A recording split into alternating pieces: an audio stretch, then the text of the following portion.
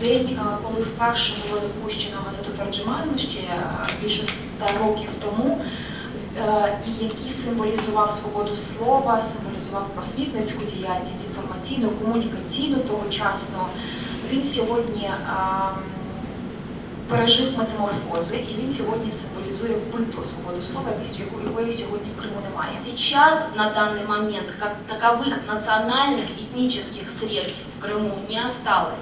Это очень трагический момент для крымских татар, для крымского сообщества, для крымских татар. Одним из важных шагов, который мы можем противопоставить той ситуации, которая сложилась в Крыму, является донесение правдивой и достоверной информации здесь, с материка, а также вне пределов Крыма. Информационное поле сотрясает сведения о том, что самопровозглашенная власть Крыма предоставляет информацию о деятельности в Крыму 40, 60, 65 крымско-татарских СМИ. Это чисто спекулятивная информация, она основана на том, что в лицензионной заявке есть 7-й пункт, где указан язык вещания.